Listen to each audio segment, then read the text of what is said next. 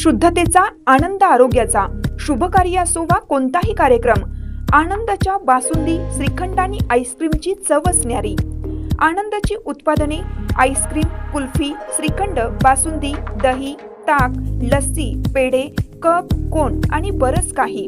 Anand ice cream and milk products, Ramanand Nagar, taluka Palus. संपर्क 90 11 30 93 99 99 75 57 16 86. कराडसाठी 90 11 16 93 99.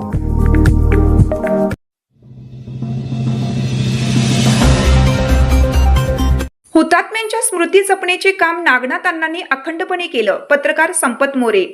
Padma Bhushan क्रांतीवीर doctor Nagnath Anna Naikwadi हे केवळ लढवय्ये नव्हते, तर त्यांना पुरोगामी विचारांचे पूर्ण भान होतं. त्यांनी राजकारणापेक्षा समाजकारणाला महत्त्व दिलं आणि हुतात्म्यांच्या स्मृती जपण्याचे काम अखंडपणे केले, असे प्रतिपादन लेखक पत्रकार संपत मोरे यांनी केले. वाळवा येथे हुतात्मा किसन आहिर आणि हुतात्मा नानक सिंग यांच्या 80व्या स्मृती दिनानिमित्त आयोजित कार्यक्रमात ते बोलत होते. कार्यक्रमाच्या अध्यक्षस्थानी हुतात्मा शिक्षण व उद्योग समूहाचे मार्गदर्शक आणि कारखान्याचे चेअरमन वैभव नायकवडी हे होते.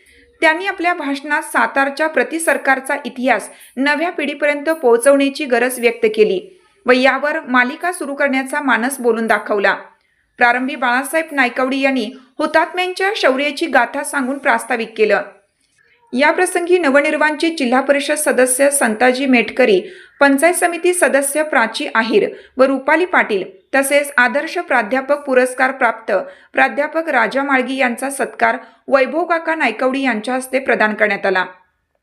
या सोहळ्यास व्हाईस चेअरमन रामचंद्र भाडळकर, दूध संघाचे चेअरमन गौरव नायकवडी, संचालिका विशाखा कदम, जयश्री आहिर, कार्यकारी संचालक शिवाजीराव पाटील, युवा नेते वीर धवल नायकवडी, सरपंच संदेश कांबळे यांच्यासह हुतात्मा समूहातील आजी माजी संचालक, पदाधिकारी व कर्मचारी उपस्थित होते.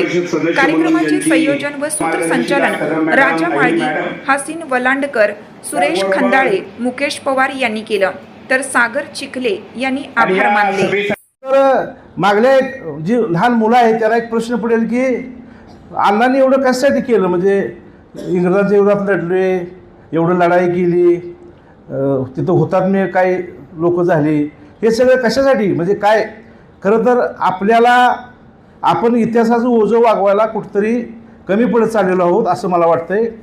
कारण गेल्या काही वर्षामध्ये नागनाथ अण्णांच्या माध्यमातून अनेक गोष्टी, म्हणजे मला माझं भाग्य असं की मला नागनाथ अण्णांच्याबरोबर काही काळ संवाद करता आला, त्यांच्याबरोबर प्रवास करता आला. मला माझी एक प्रसंग आहे, तो मी माझ्या पुस्तकामध्ये सुद्धा लिहिलेला आहे. पार्श्वभूमी सांगितलं. खरं संपतराव, एक महत्त्वाचं की या ठिकाणी सुद्धा जे बरीच मंडळी आहेत ह्यांचं सुद्धा डायरेक्ट इनडायरेक्ट ह्या चळवळीशी संबंध. मग या ठिकाणी एखादा मुलगा असेल, मुलगी असेल, तिचे आजोबा असतील, आजी असेल, काहींचे काका असतील, काहींचे वडील असतील, या मंडळींनी सुद्धा ते पेपरवरती आले नाहीत. त्यांचे नावाचा उल्लेख माध्यमामध्ये झाला नाही, पण अनेक मंडळींनी हाताच्या फोडाला ज्या पद्धतीनं जपतो पण त्या पद्धतीनं नागनाथ अण्णांना त्यांच्या सहकार्यांना सांभाळलं, त्यांचं रक्षण केलं आणि त्यांच्या खाण्यापिण्याची व्यवस्थासुद्धा त्यावेळच्या एकूण अडचणीच्या कालावधीमध्ये केली.